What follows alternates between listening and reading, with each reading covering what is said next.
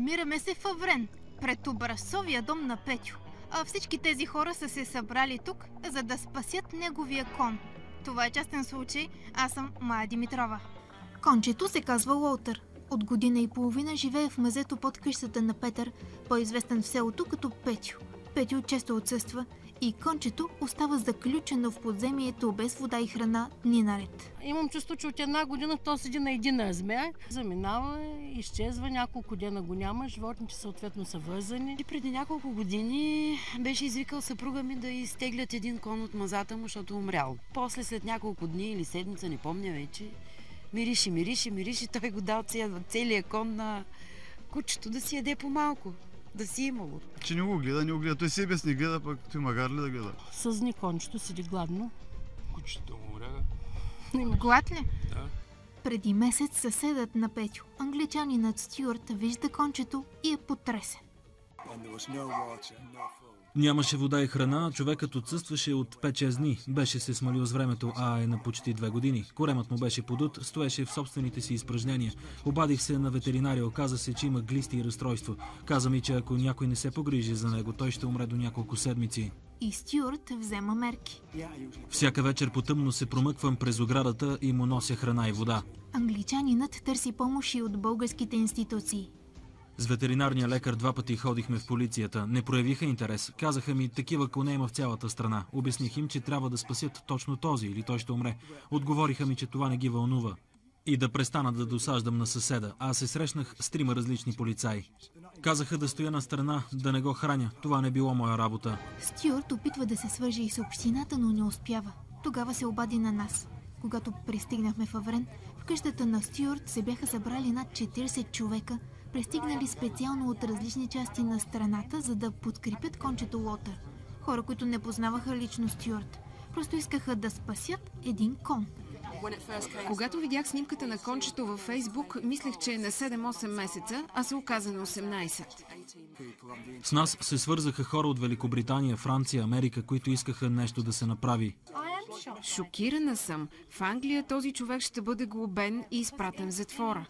Той не е грижа за животни. Зададохме си въпрос. Защо друг никой от селото не е сигнализирал където трябва? Защото никой за никого не се интересува. Кой да сигнализира? С какво да подам? Той просто не е наред с главата. Аз какво?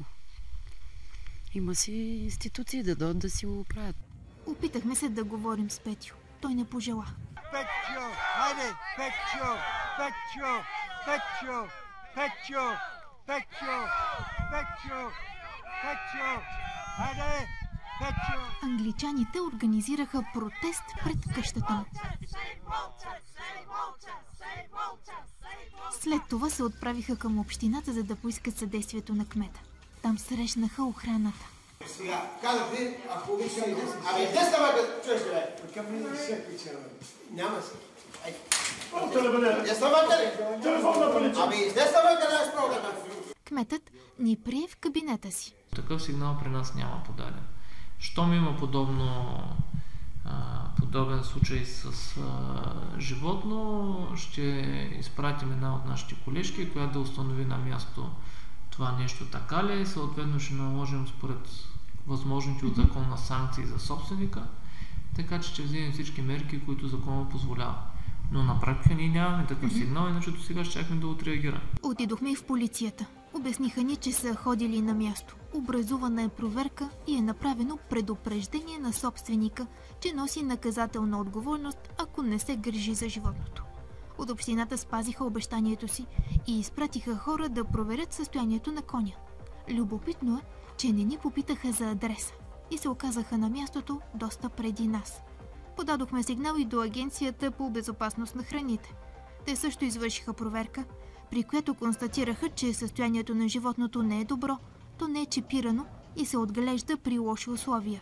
На Петю е наложено предписание, но не и глоба. От агенцията обещават да следят състоянието на коня.